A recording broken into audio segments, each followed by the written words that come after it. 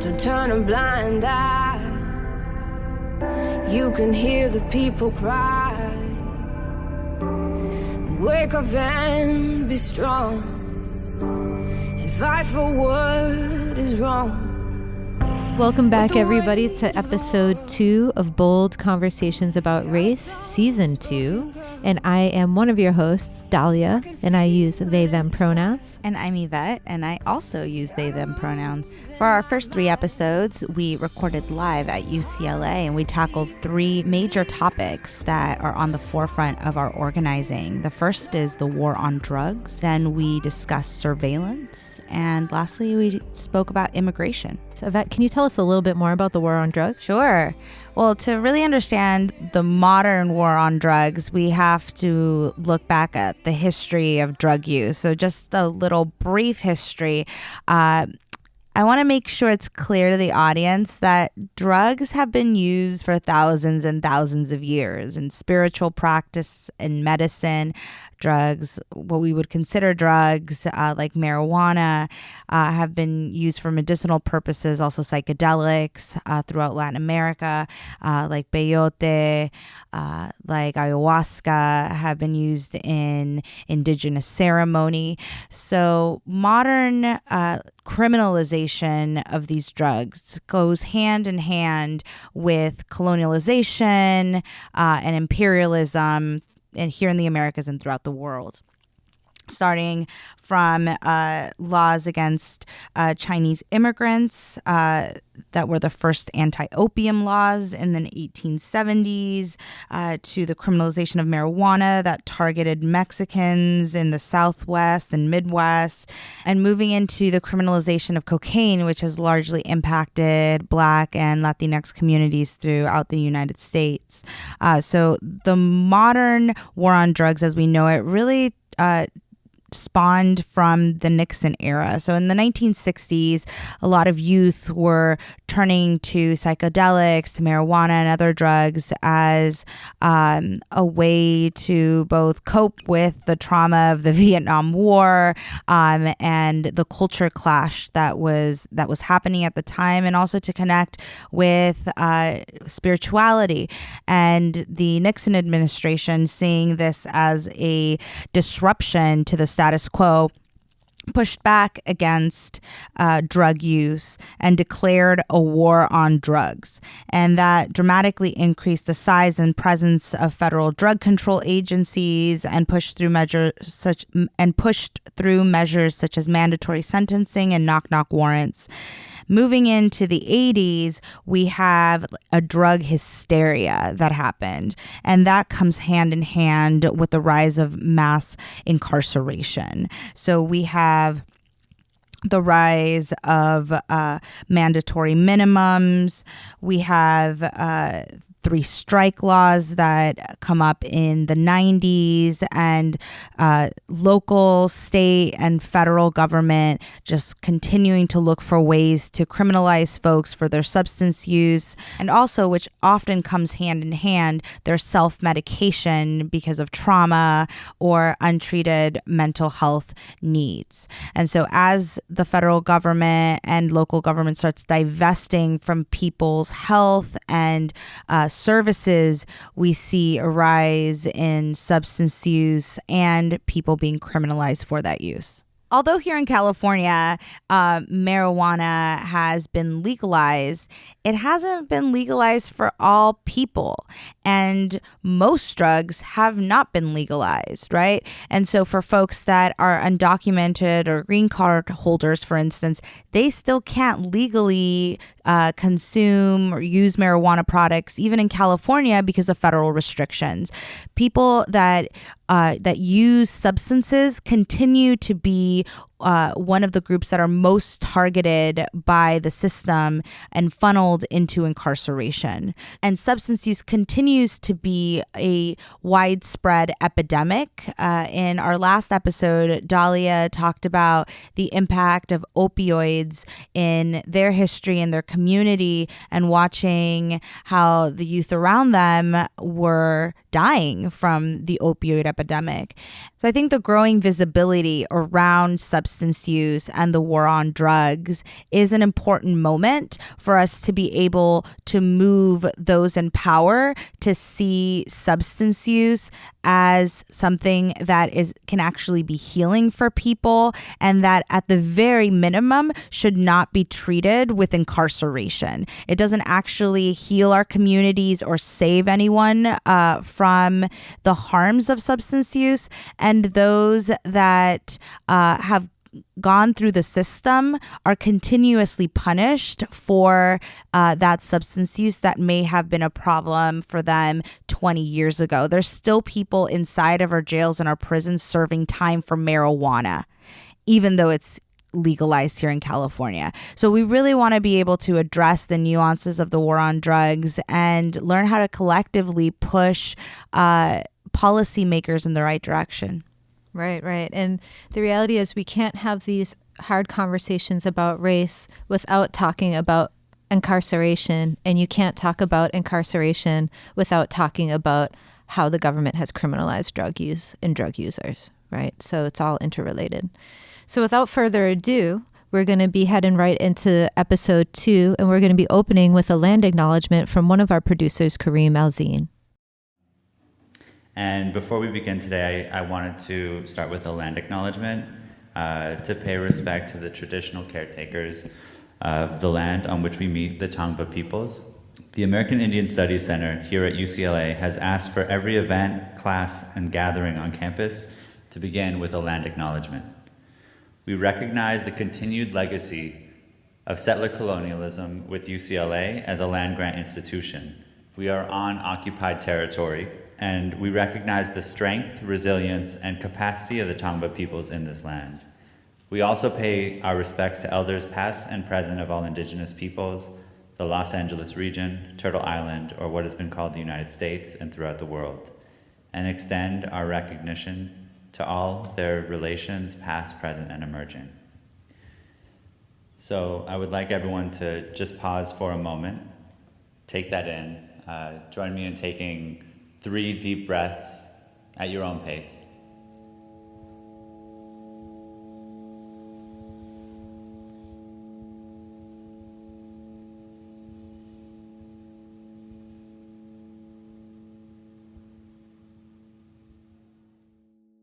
This event, it's been a long time in the coming. For several years with the Bruin Excellence and Student Transformation Grant Program, we thought of this idea of bringing social movement leaders in the Los Angeles area to campus so that student activists and community members could hear more about social movements in the area and in the country. A lot of times, I think in academic spaces, even when we bring social movement leaders to campus, it's for academic conversations. And so we want to allow for that type of knowledge that is centered on the act of social change, to be allowed to flourish and be shared in this type of space. So we had this vision for that type of event. And then when the organizers of the Bold podcast came to us with the idea of having a live recorded interview for their national podcast, we thought it was a great opportunity for us to sort of join resources and come together for this.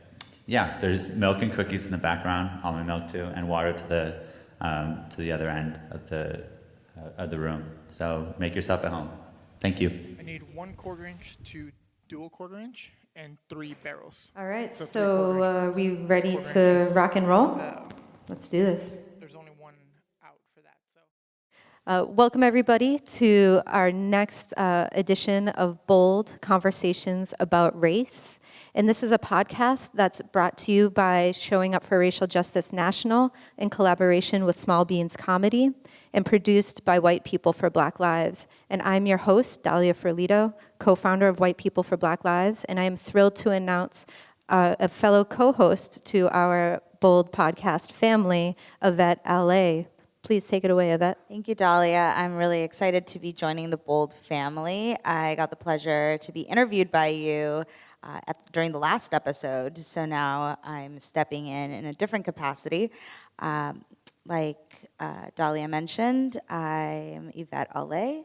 I'm with Dignity and Power Now and the Justice LA Coalition. And I'm really excited to introduce our first guest, Eunisses Hernandez. She is the lead organizer for Just Leadership USA in Los Angeles. She's part of the Justice LA Coalition. She's a voting member of the Alternatives to Incarceration work group in LA County. She is a commissioner on the Gender Justice Advisory Committee, and an overall badass. Yes, I second that. Just last night, she was co-hosting the Women's Policy Institute fundraiser and doing a phenomenal job. So welcome, Eunisses. Thank you. Thank you both for having me. I'm so excited. Yeah, we're so thrilled that you can be here. And for folks who might be listening right now, just so you know, we are on the campus of UCLA doing a live recorded session here with a bunch of students and activists who are joining us to witness this conversation. So we're thrilled to be here, and we thank the collaboration with UCLA.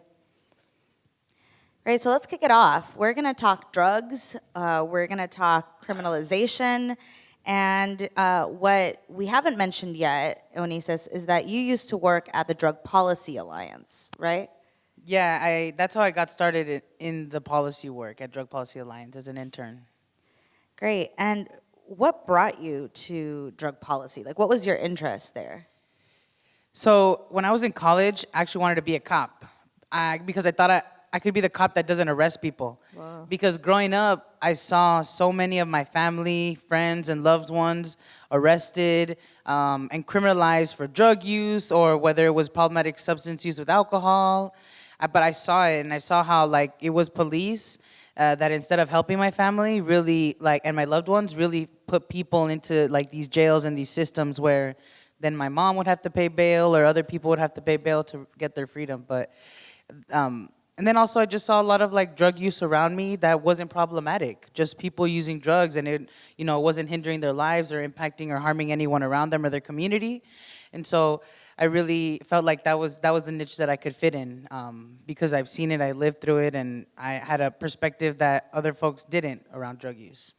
Can you talk a little bit about the connection between sort of like the war on drugs and mass incarceration?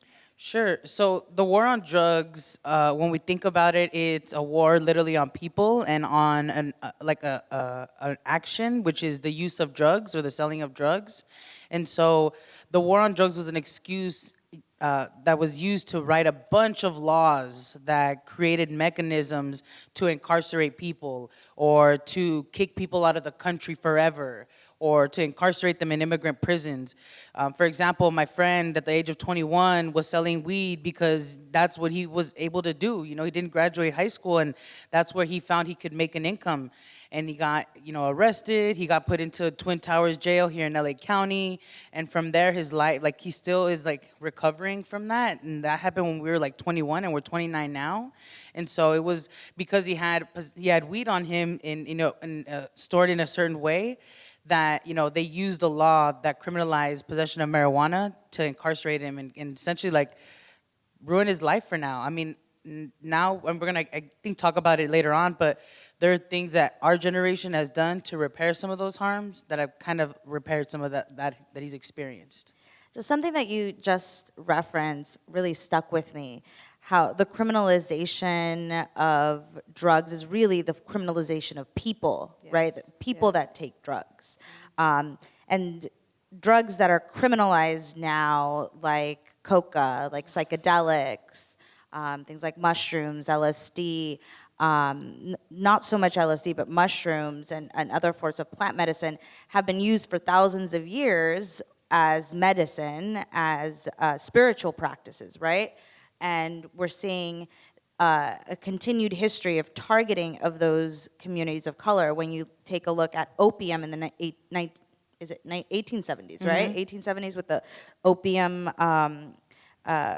drug laws targeting Chinese immigrants. We see in the 1910s and 20s the criminalization of Mexicans in the Southwest, right? And then in the 90s, the criminalization of black men in the South around cocaine. How do you see this as a continued legacy of targeting those specific communities? Like, why do those communities keep being targeted versus white communities?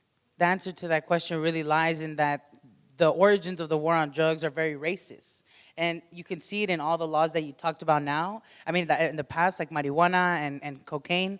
But even today, like, if I have Adderall pills, I can get a prescription and get Adderall pills, right? Chemically, it's almost the exact same drug as methamphetamines. But if I have meth on me, I'm gonna go to jail. But if you have, Adderall pills on you, you're not. And usually, who has access to what, really? And also with with cocaine and crack, at the federal level, my punishment for, like, let's say we had the same amount. You had 1 gram of coke, I had 1 gram of crack. My punishment would be 18 times harsher than yours, even though we had the same amount.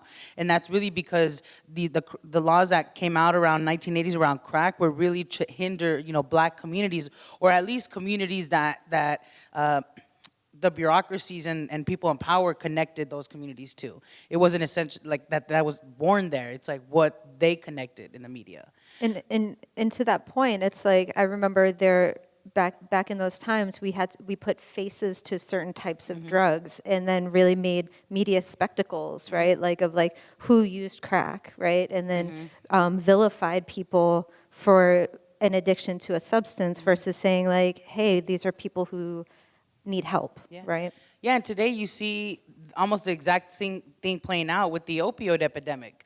Like, who are the faces of the opioid epidemic? There's so many videos of white parents and families with their children, but the response to it is like, how do we get people services? How do we get them naloxone? But that's not the same reaction that we've seen in the past for other communities experiencing, issues like this. And I think the crack epidemic is a perfect example of that. Right. So some of the solutions that we're hearing to this problem of criminalization is decriminalizing drugs and also legalizing. Can you talk about the difference between legalizing versus decriminalizing? Yes, so in Spain, drugs have never been criminalized, meaning that you could possess drugs in Spain, use drugs in Spain, and the cops can't arrest you. You're not gonna go to jail for doing those things. And in Portugal, they have decriminalized drugs, meaning that you can possess and use for yourself, and the cops, the repercussions for that will not be like in the criminal justice system that they have over there. Instead, the impacts of having drugs on you or using drugs in public is that you get sent to like this board that is made up of like different behavioral health doctors and physicians or community-based organizations. And so that's really what it is. Decriminalizing is taking away the penal impact, the incarceration piece, the arresting piece. And then you said legalizing, right? Legalizing is just making the substance, putting it in a regulated system. So like marijuana, for example, we legalized it in 2016 with Prop 64. And what it did is that marijuana was already in California, right? It's already in our streets. There's already businesses around it before Prop 64. But what it did is that after Prop 64 passed, it created a regulated system to regulate the substance. So regulate where weed is grown, regulate where weed is sold.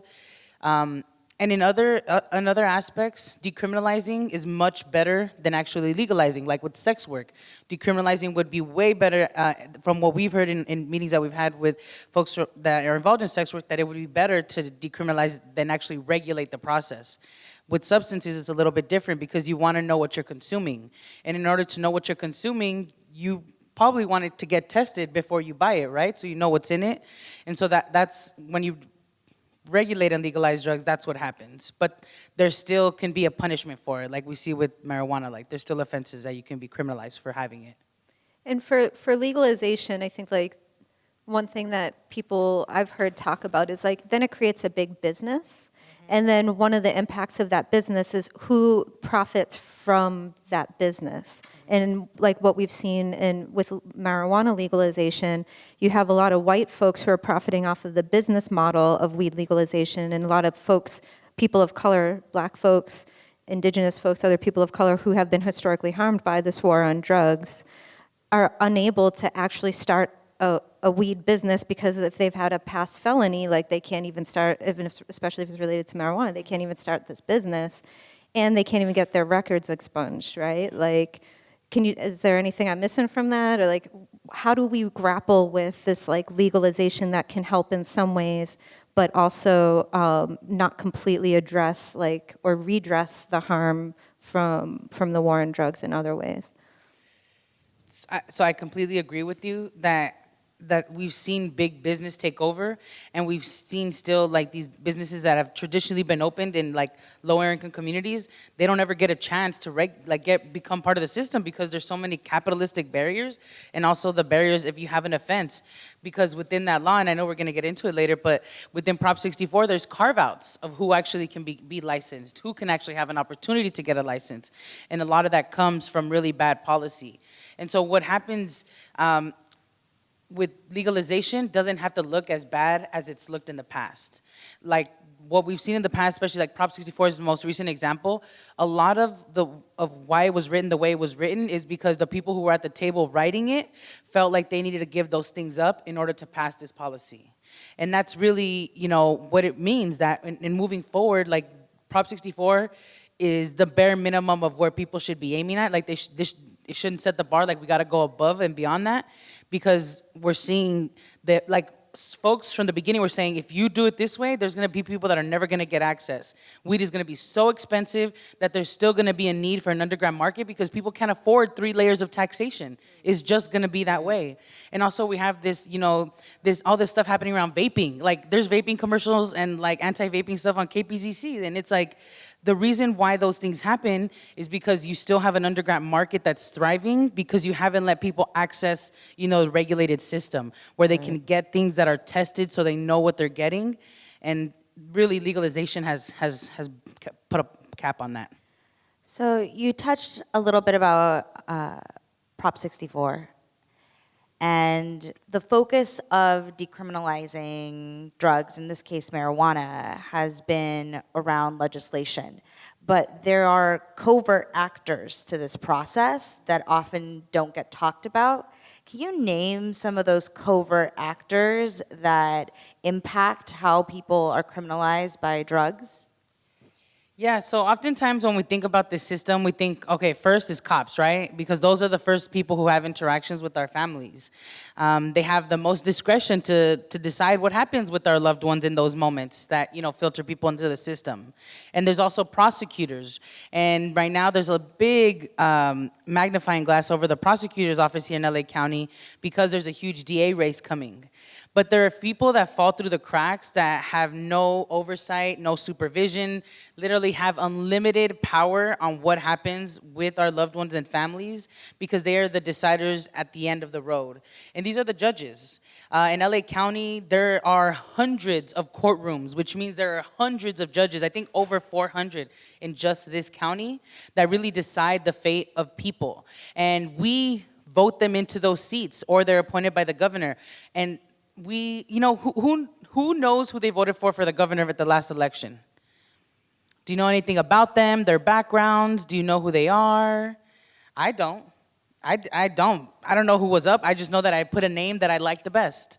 And that's really sad because now knowing what's truly happening there and hearing what's coming out of this Court Watch program, knowing that, and then my cousin just caught a case last year, and the judge, it was just an incredible, disturbing thing that happened with him, with that judge, but there's no oversight over them. And they just get to slide into those seats willy-nilly. And so we're actually trying to move on that now. Locally, there's been, and I think at the state level too, there's been an interest in investing in campaign work. And so we're starting an organization called La Defensa that will focus on judges' campaigns. So we're gonna not just, we don't wanna know about their pedigree. I don't care what law school you went to. I don't care who your friends are. I want to know how you're gonna make decisions in the courtroom. I wanna know who's funding your campaigns. I wanna know the things that are gonna impact how you're gonna decide the fate of my family and my loved ones. And so that's really what we're trying to dig into. And I'm just really excited and grateful that there's an interest from philanthropy and community to invest in that type of work so that they just don't do whatever they want anymore. So drugs exist, people use them. What should we be doing to mitigate harm and to stop the state violence against folks that use drugs? Well, the first thing is we have to decriminalize all drugs. And that means that when folks when they're in possession of it, when they're using it, that they're not criminalized for it. You don't get a citation, you don't go to court, you're not arrested, incarcerated. That should be the first thing. The next thing we should do is perhaps create opportunities for people to purchase those drugs in a regulated system, but in a way where it's inclusive of everyone, you know, like we're at the table writing it and not willing to give up our communities or give up opportunities for our communities in the development of that policy.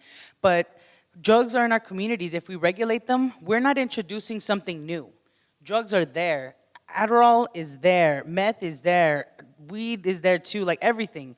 And so we have to create a safe access point so that we know what we're consuming. Can you talk a little bit about ATI and how that... Yeah, sorry, I was like, I know something, I was going to touch on something. ATI stands for Alternatives to Incarceration. So those of us that advocate for no more jails and to end mass incarceration are also advocating for what we want. So it's not just about burning down the system. It's about building what we want out of those ashes, right? And shifting resources away from punitive systems, away from policing, from probation, from jails and prisons, and investing it back into our communities. So alternatives can look like substance use treatment, mental health clinics, education. All of these pieces are alternatives to incarceration because they address the root causes of harm in our communities. So the approach of ATI is not punitive, but rather a healing public health approach to addressing harm. Yeah, so also it's like if someone is having some problematic use with some substance, then there's also should be alternatives for them in our communities. And when I mean alternatives to the ER, alternative to the jails, alternative to police. Like, if you see me and you can tell that I'm having some sort of issues with using certain substances, and you're my friend, we want to create the community where you as my friend or as my loved one can say, you know what, how about we go to this place right here? It's free or low cost and you can access it. It can be outpatient, it can be inpatient, whatever it is. And let's take a step back. For most people that use drugs, they have no issue with them. They have no problems that impact themselves or their community. So that should be the get-go. Most people can use drugs and it's okay. But it's this 10% of folks who use drugs that have problematic practices with them that impact them and their communities is where we need to have these alternatives, where we need to not criminalize them. In LA County, for example, we have the largest jail system in the entire country. Average daily population is 17,000 people. For every single person, for the entire population, one of the top charges is simple drug possession. Just having drugs on you is one of the top charges that gets you in the LA County jail system. And so also like folks don't like to talk about DUIs. But the thing is, like, there are folks getting multiple DUIs and we're not doing anything to support them. Like, okay, if you're gonna keep just incarcerating them but nothing happens, then people are gonna still practice the way they practice. And there's a doctor who runs a safe consumption site in Canada, and his name is Gabor Mate. And he talks a lot about addiction, and he talks about the brain and the brain chemistry and certain, the way that brains can get developed if they've experienced trauma. And so that traumatic experience can kind of lay a foundation for needing to sort of fill a void, and oftentimes people rely on substances to fill that void because they don't have any other adaptive ways of coping, so they resort to maladaptive ways. And then what do? We re-traumatize them by putting them through these systems instead of getting them the care that they need to thrive, right? And I don't know if there's anything that you wanted to say on that, Ivette or Eunisses. But. Yeah, I mean, the irony here is that some of the drugs that are criminalized can be used to treat folks that have dependencies on drugs that put themselves in danger, their community in danger, like methamphetamines or opioids. Like marijuana, for instance, has been proven to be helpful in pain management, right? But because it's illegal in most parts of the country, folks have depended on opioids for a very long time. ayahuasca and peyote have been shown to help folks get off of methamphetamines. But those psychedelics are also not legalized here in the U.S. I know MAPS is an organization that does research on MDMA and its ability to help folks with PTSD. And so there are untapped resources and medicines that have been indigenous to the Americas that communities of color have been using for not just for spiritual purposes, but also medicinally for a very long time that remain untapped. So just to like kind of switch gears a little bit, we know that you worked for a period of time at the Drug Policy Alliance, and the goal of Drug Policy Alliance is to pass drug policies, right? Can you talk a little bit about things that you're excited by, the shifts that have been made in drug policy that you're happy about, that you're proud of? So there's a few things that I'm proud of, and I'm gonna talk about the ones that I'm not proud of too, because they have been incredible, humbling, and learning experiences. But some of my favorite work is like when we pass laws around getting people out of prison and jail faster, and so that way they can reunite with their families. Like, that's my shit. Like, for the last few years, I've worked with a group of people who have helped pass policy in California that has led to the reunification of thousands of families because we've reduced sentences. And so there's when the war on drugs is still thriving, so let's just put it out there. But when a lot of the policies were being developed to create the war on drugs and reinforce it, some of them are around sentencing. And so there's something called sentence enhancements, which add time to your base sentence for various factors, whether it's like previous convictions, or whether you had a gun, or just circumstances of the case. Like, California has over 100 sentence enhancements on the penal code books.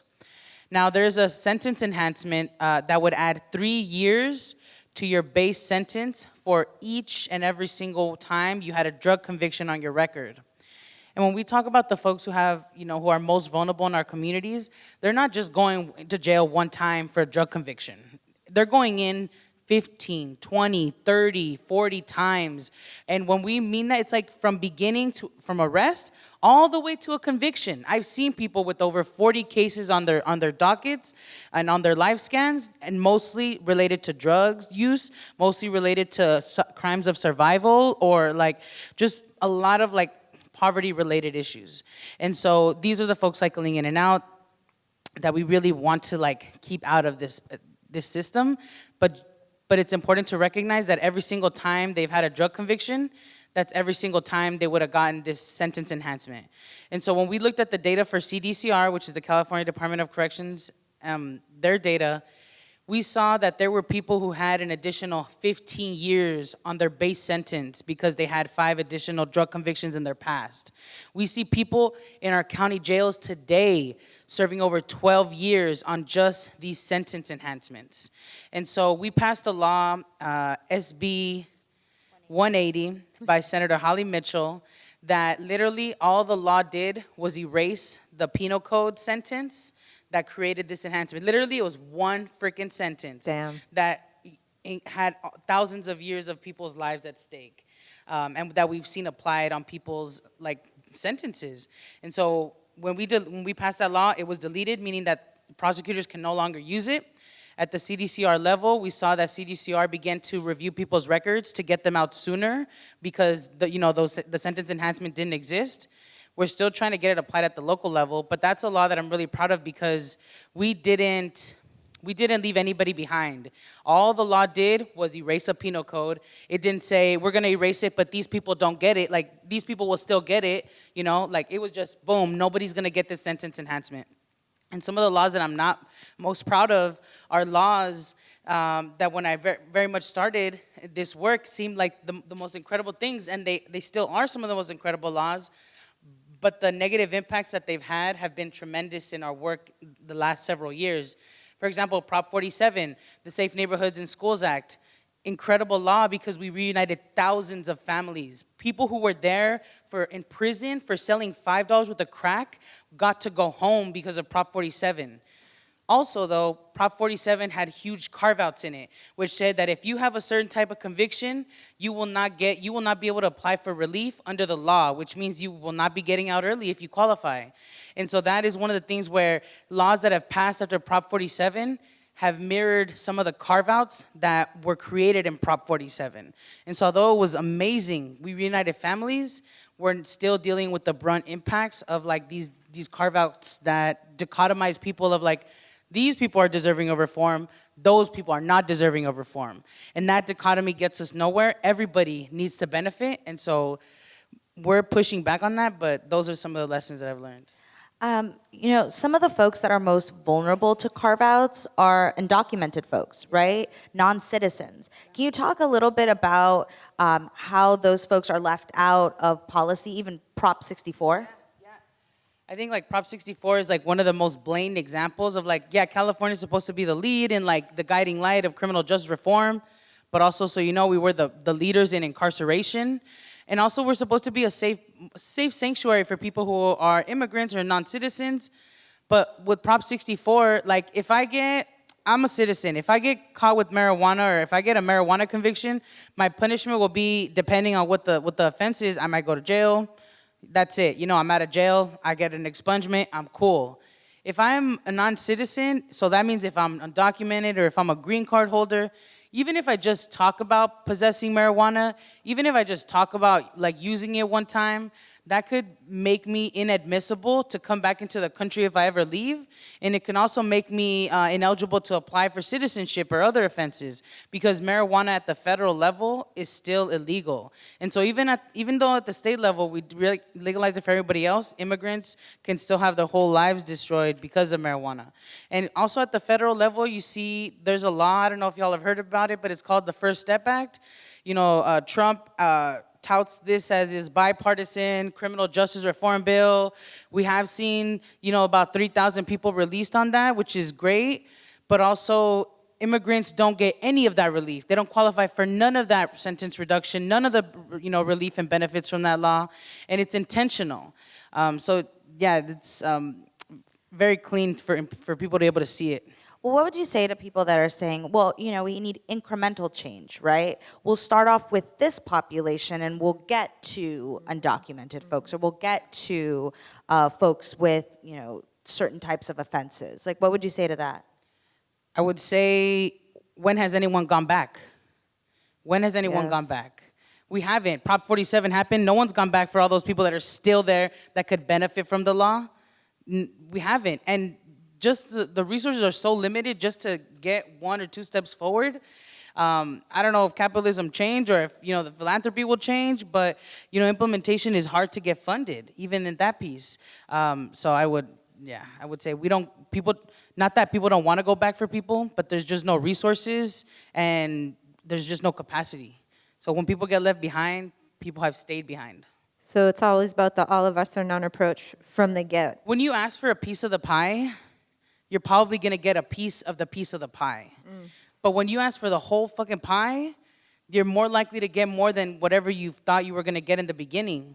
And so that's really important in policy development. When I talked about Prop 64, I talked about how folks came to the table already coming with things that they were willing to carve out and compromise to get the law passed. But you have to ask for everything that you want, because then that's going to be more likely that you're going to get what you want, especially around the jail fight that we've been participating in and that Ivette has been leading for over 2 years now.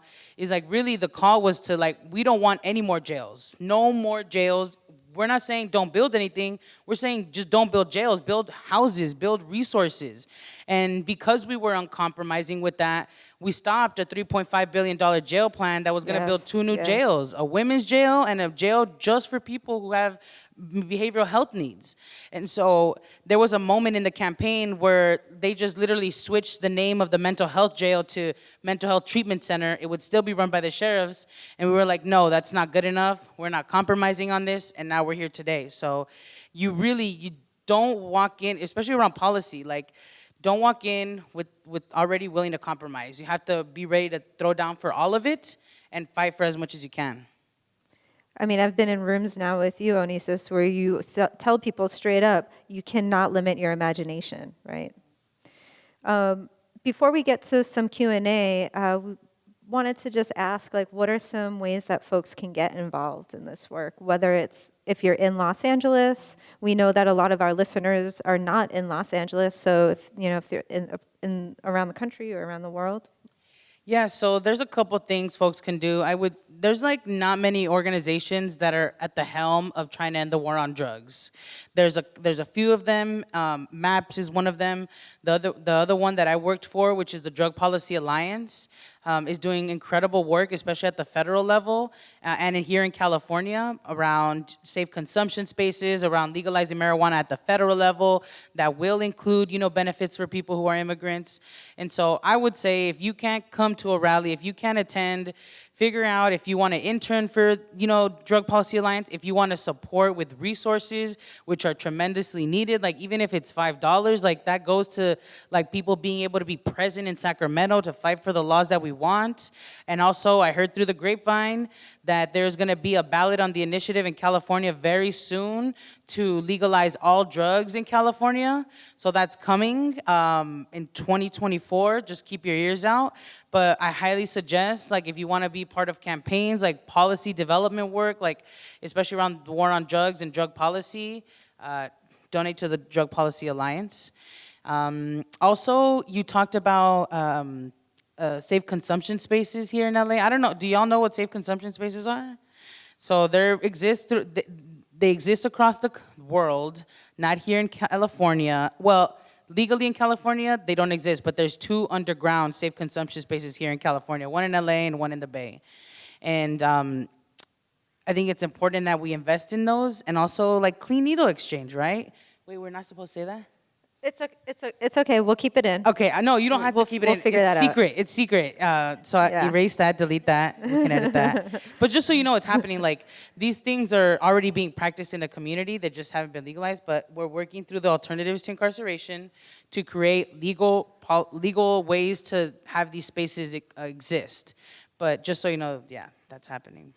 But there's an organization called Homeless Healthcare that has a clean needle exchange program that does incredible work in Skid Row, but also in other parts of LA that could really use the resources, especially because some of these clean needle exchange stuff, the state doesn't provide, or it provides at a really expensive cost.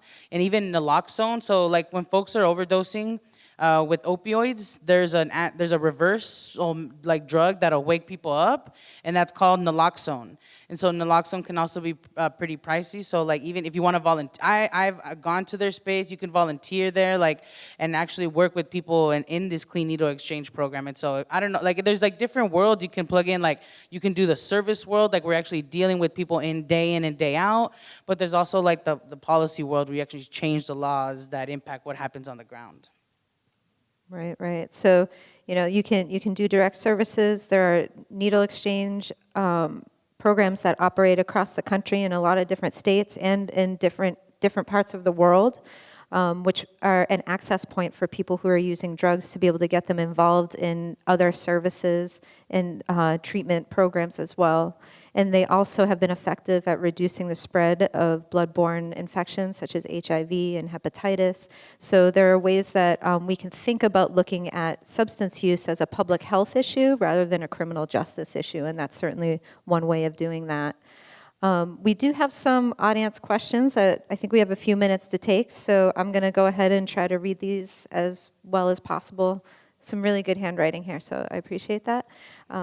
What are ways that we can actually decriminalize drugs? And when I say we mean everyone, anyone, policy, and law. Like, what does decriminalization of drugs actually look like? I think that looks differently in different spaces. I think in LA County, the most obvious, the most concrete point to make this happen is through participating in the Alternatives to Incarceration work group. Last week, I don't want to say this, but I'm going to say it for y'all in the room. We've been finessing this whole process, like being at the table, literally writing the recommendations ourselves, pushing against, what the institutions like the sheriffs and probations really want, and fighting for what we want to see in our community.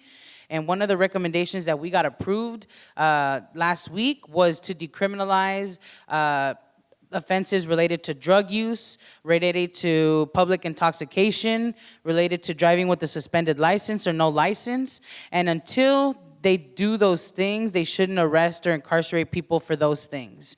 And so that's a real concrete, and across the country in every state and city, it looks very different based on the political landscape. But here and now, today in LA County where we live, the most clearest way that I see that plugging in is through this ATI space. And we've managed to finesse it in a way where community is at the table leading every single piece of it. And when we mean community, it's us, it's people that have been directly impacted. There's young people involved, and we need like an entire spectrum of community there, because it's one of like the small openings in this bureaucracy that we've been able to build some power in. So we've mentioned ATI, an Alternatives to Incarceration work group, but I don't think we've explained what that is. Just for folks that aren't familiar with our jargon.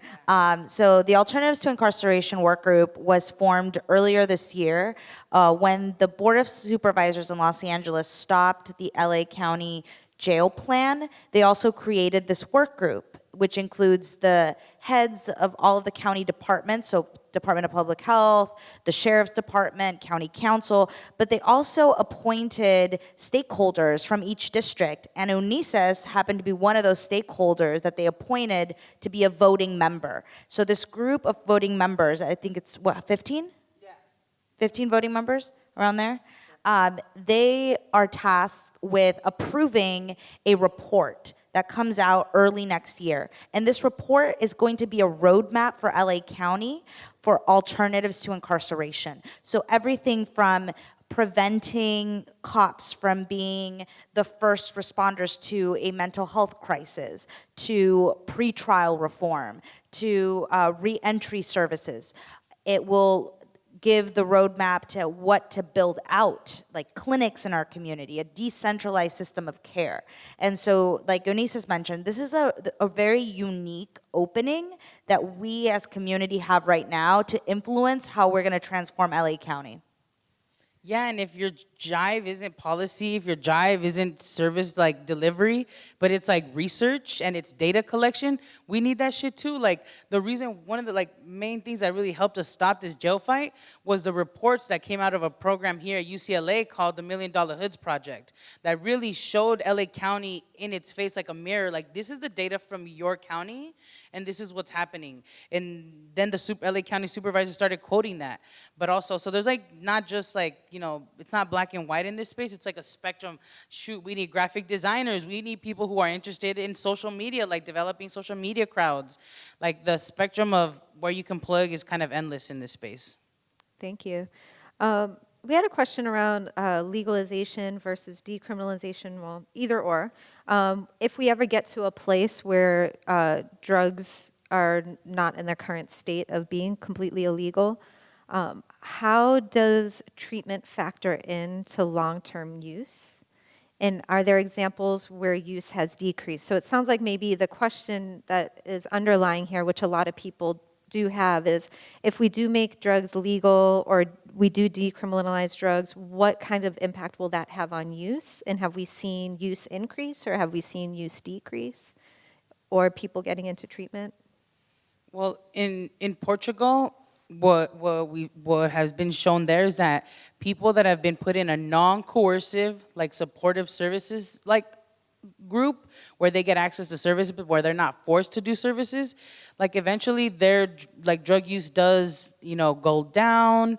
Most often times it doesn't like stop. And the thing, that's what we have to understand with like drug use. People are gonna keep using drugs. Our focus should not be to stop them from using drugs. It's like, how can we make sure that if they're gonna use drugs, they're using it with clean needles so that, you know, it's safer for them? How do we manage that process? Because people have been using drugs for thousands of years and we haven't stopped anybody yet. So, but I do want to say that in Colorado, when they legalized marijuana there were reports coming out that, oh, more people are driving high, more people are using drugs, like student use is going up. And it's like, well, you just started tracking this data. Like, you don't even have a baseline. You're just going from this point on. And even with the driving, you weren't asking the same questions you were asking in the past. So it's like really, even the reports that come out, like the data, we have to really figure out what those numbers mean, especially this report by the AAA that came out that said DUIs were increasing, but before they weren't testing for those types of DUIs. And so, yeah, data is also very important on how we, and also in California, under Prop 64, there was millions of dollars set aside for research. And so we have baseline numbers on some things, but base numbers are gonna be starting to be developed soon, especially like around DUI, like swabbing and people driving high, like because there was money put in to develop a standardized system. We have to be very careful on what that looks like after, because then people might say there's increase, but you know. Got it.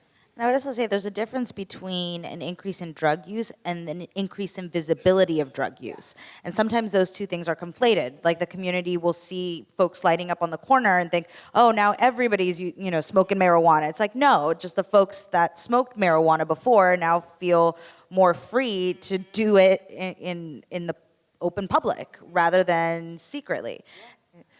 And thankfully to one of our audience members, we now have the acronym for MAPS, which is Multidisciplinary Association for Psychedelic Studies, which we will link to in the show notes if you are interested in learning more about what that psychedelic research is looking like.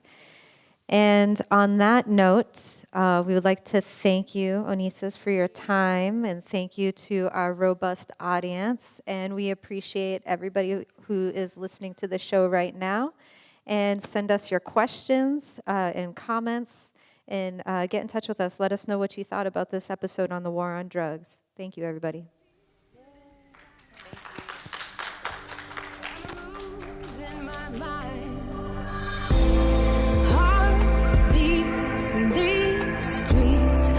That completes our conversation for the episode, but before we let you go, we'd like to share a cultural piece provided by a socially conscious and active friend of the podcast. This time, it's Just on Time by Indigo Mateo, produced by and used with permission from Richie Reseda. Our theme music is Heartbeats by Rachael Cantu and Melantopia.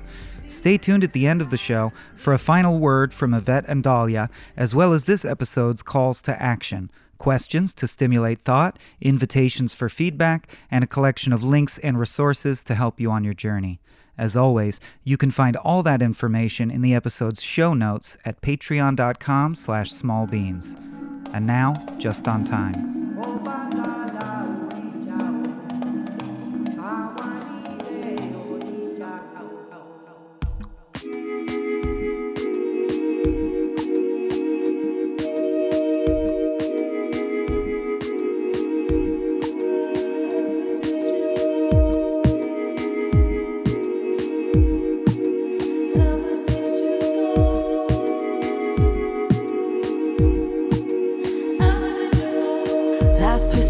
I'll talk to you soon. One too many nights without me seeing the moon. You the one who changes his face. There's the reason it won't be erased. Last we kissed an act of the planets. Serendipitous, we couldn't have planned it. On the brink of this, look at where we landed. My instinctual roots have been planted. Last we touched it was with no contact. Love the messages you wrote me back. In the trenches of my quest and no crack in my heart, you're a part of me healing quite fast. Sage from a soul. Where'd you go? Where'd you go? Where'd you go? I need a spiritual reading. Are you available? Sage from my soul. Where'd you go? Where'd you go? I won't take it personal. Just return full circle.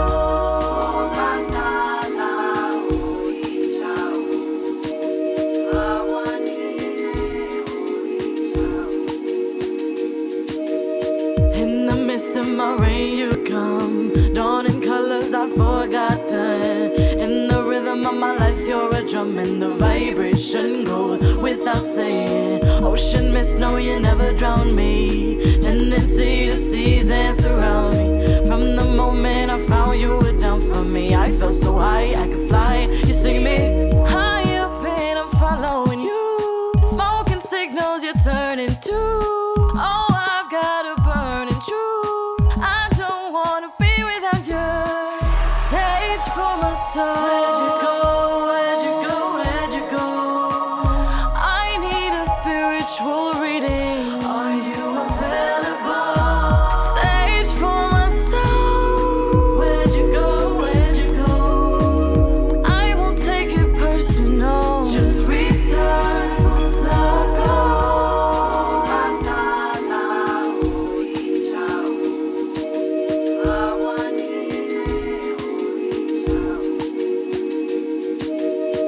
First scene we met, it was magic. Knew this collab was an instant classic. When I see something worth it, I grab it. Thought you should know, but baby, you telepathic. Second scene, we sat under trees, picked a fight and talked about our dreams. In the night, my mind was a swing, wondering if you really meant everything.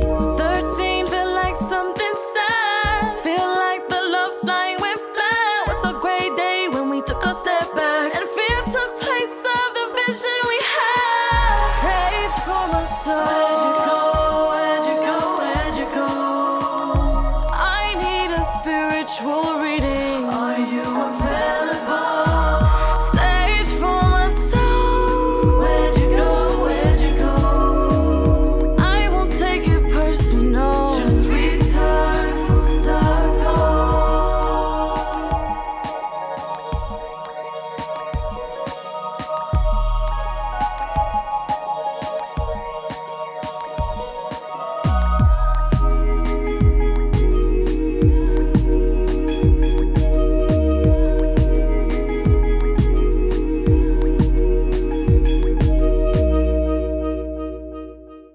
Thanks for listening to this episode. We hope that you enjoyed it and learned a lot. Huge shout out to my homegirl, Eunisses. Amazing, powerful organizer and voice against the war on drugs, the war on our communities. And we hope that you stick around for the next episode. And as always, we're going to give you ways that you can plug in to take anti-racist action. And the first is you can read In the Realm of Hungry Ghosts, Close Encounters with Addiction by Gabor Mate. And if you want to get skills on how to hold these difficult conversations around race, you can check out Bold Conversations About Race, a toolkit from Color of Change. And if you're in Los Angeles, you can come to a Saturday Dialogue, and you can learn more about the Saturday Dialogues at awarela.org. And you can donate to Justice LA at justicela.now.org. Please send us your questions and comments to boldconversationspod@gmail.com. We're really looking forward to reading them and answering your questions on our next episodes. And we'll have links to all of these ways that you can show up on the Patreon page, and there'll be a ton of links about all the information that we talked about here in this episode. So check out that Patreon page of Small Beans. Produced by Kareem Elzine and Hannah Jers Allen of White People for Black Lives and Michael Swaim of Small Beans Comedy. Additional audio engineering by Adam Ganzer.